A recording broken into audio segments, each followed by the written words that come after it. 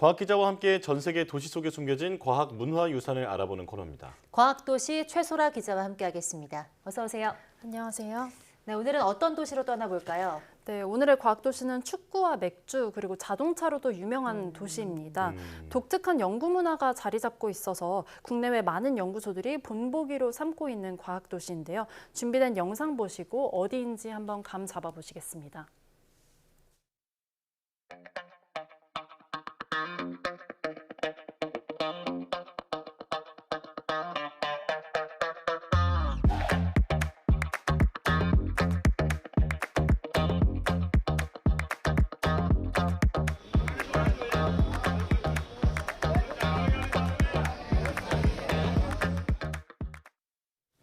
네, 오늘의 과학도시는 독일 뮌헨입니다.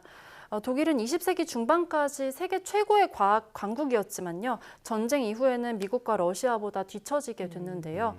21세기 들어서는 탄탄한 기초과학 베이스에 든든한 국가 지원까지 더해져서 다시 뛰어난 과학 성과를 내고 있습니다.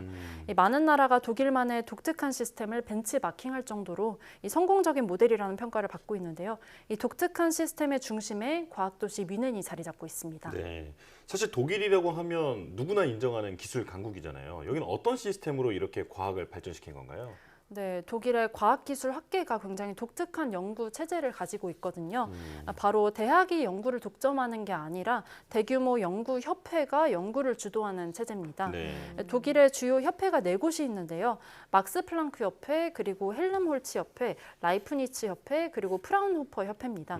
워낙 다들 유명해서 몇 번 이름을 들어보셨을 수도 있을 겁니다. 네. 이 가운데 기초과학 분야의 최고 기관인 막스 플랑크 협회와 또 응용과학으로 유명한 프라운호퍼 협회의 본부가 뮌헨에 자리 잡고 있습니다. 네, 그중에서 또 막스 플랑크 연구소에서 나온 연구 성과 저희가 많이 전해드린 적이 있어서 굉장히 친숙하게 느껴지는데요. 이 연구소는 어떤 곳일까요? 네, 막스 플랑크 연구소는 막스 플랑크 재단 소속의 85개 연구소로 구성된 기관입니다.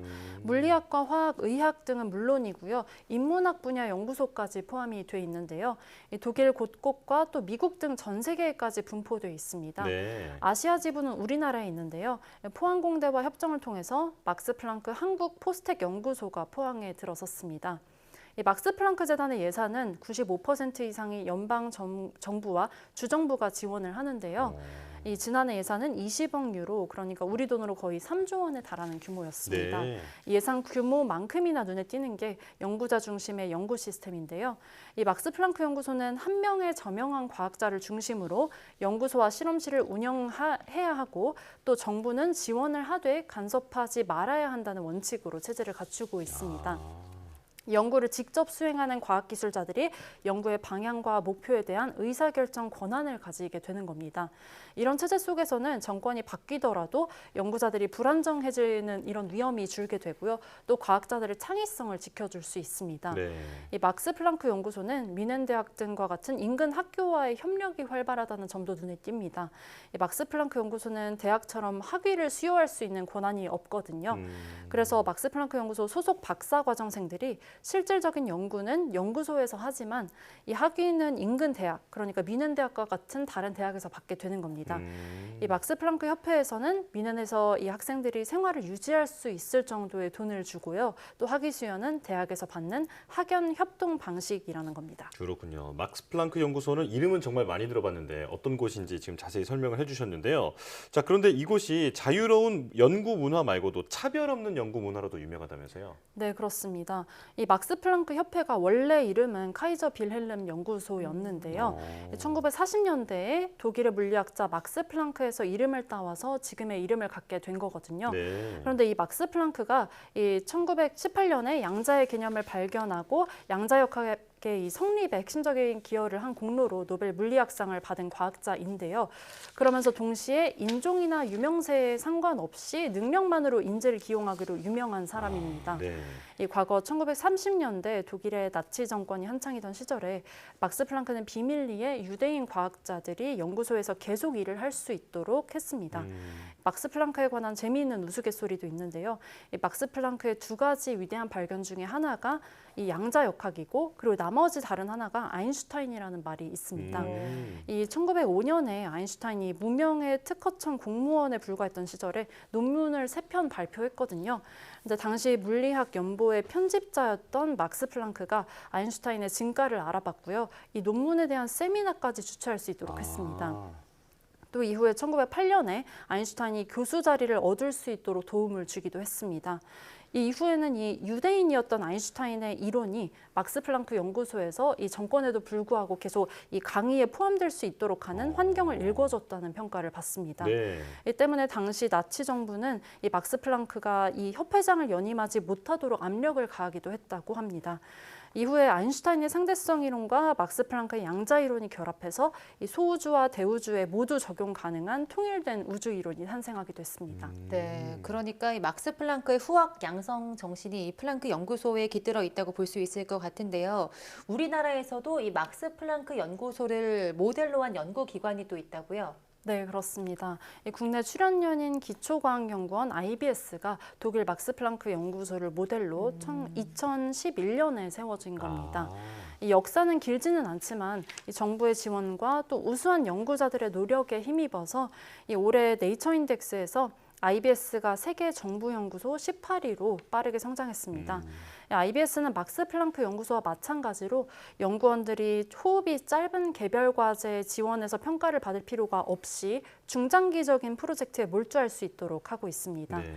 이 평가에 연연하지 않고 틀을 깬 연구와 또 한우물 연구를 계속할 수 있도록 그리고 또 신진 연구자가 세계적인 과학자가 될 수 있도록 하는 환경이 조성돼 있는 겁니다. 이 중이온 가속기 연구라던가 암흑물질 연구를 위한 실험실과 같은 이런 당장 연구 성과가 나오지는 않지만 대규모 지원이 필요한 연구들도 IBS에서 지원하고 있습니다. 예. 자, 이 막스 플랑크 연구소가 기초과학의 산실이라고 본다면 이제 그 다음 단계인 응용과학으로 유명한 기관도 이곳에 자리하고 있다고 들었는데요. 설명해 주시죠. 네, 그렇습니다. 막스 플랑크 연구소는 말씀하신 대로 기초 연구에서 거의 전 세계 제일 가는 기관인데 이 응용 연구 분야에서는 최고 기관 중 하나로 꼽히는 게 프라운호퍼 연구소입니다. 이 프라운호퍼 연구소는 독일 전역 등에 걸쳐서 70여 개 연구소로 구성이 돼 있습니다. 네. 이 본부는 미넨에 있습니다.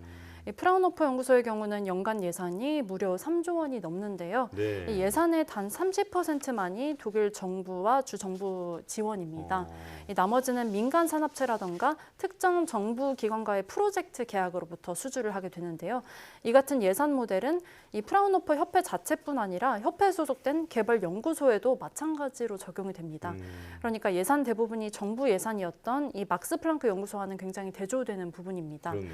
언뜻 보면은 연구자들이 연구를 이 수주해 와야 되는 이런 척박한 환경이 아닌가 이렇게 생각될 수도 있는데요. 이렇게 기업가 정신을 요구하는 환경 덕분에 사회의 요구에 따라서 연구 우선순위를 정할 수 있는 유리한 측면도 있다고 합니다.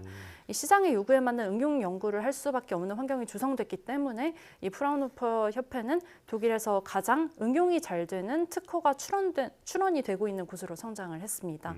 또 자체 기술료를 활용해서 협회 재원으로 쓸 수 있을 만큼 말 그대로 응용과학에 특화된 기관이라고 볼 수 있겠습니다. 네, 오늘은 과학자들이 부담 없이 기초 연구를 할 수 있는 막스 플랑크 연구소부터 또 기업가 정신을 가지고 응용 과학에 집중하는 프라운호퍼 연구소까지 알아봤는데요. 과학도시 미넨이었습니다. 오늘 말씀 고맙습니다. 감사합니다.